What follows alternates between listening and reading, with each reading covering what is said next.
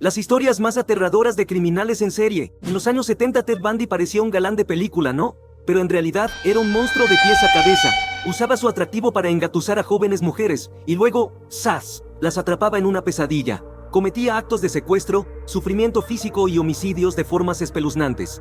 Se las ingeniaba para ganarse su confianza y luego las llevaba a lugares horribles. Cuando lo atraparon en el 1975, confesó como 30 asesinatos mientras estaba tras las rejas. Hablamos de una mente retorcida y peligrosa. La historia culmina en el 1989, cuando lo enchufaron a la silla eléctrica en Florida. Un final que dejó a muchos con alivio, pero también con una sensación de escalofrío. Ted Bundy, un nombre que seguirá dando escalofríos en la historia de la delincuencia de los Estados Unidos. ¡Qué historia más espeluznante! Por otro lado, John Wayne Gacy, un tipo que en la superficie parecía un hombre de negocios y un vecino ejemplar, escondía un lado oscuro que ni te imaginas. Entre los años 1972 y 1978, este sujeto cometió una serie de asesinatos horribles en su casa en Chicago, donde quitó la vida de al menos 33 jóvenes, la mayoría de ellos adolescentes.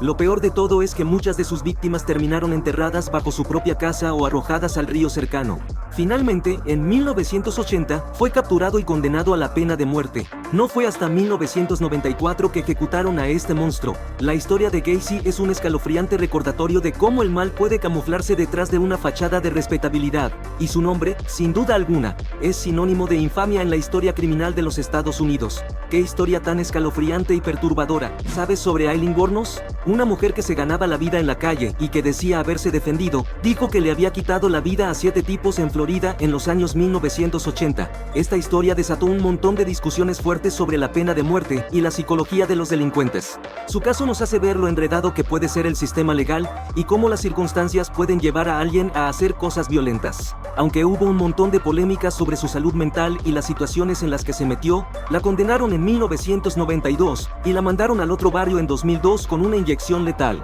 Su historia sigue siendo tema de conversación cuando se habla de justicia y empatía en el sistema penal de Estados Unidos. Hablando de cosas impactantes, Ed Gein, un tipo solitario en los años 1950, se involucró en una historia de miedo de las buenas. Profanaba tumbas y hacía objetos escalofriantes con partes de cuerpos humanos, lo que inspiró películas de terror icónicas como Psicosis y La Masacre de Texas. En el 1957 lo agarraron y lo declararon loco de remate. Se pasó el resto de su vida en un hospital psiquiátrico, dejando una marca siniestra en la cultura pop y recordándonos hasta dónde puede llegar la maldad humana. Su historia perturbadora sigue siendo un tema que fascina y asusta en la sociedad de hoy. Por último, Richard Ramírez, el Night Stalker, sembró el terror en California durante los años 1980 con sus asesinatos, violaciones y violentos robos.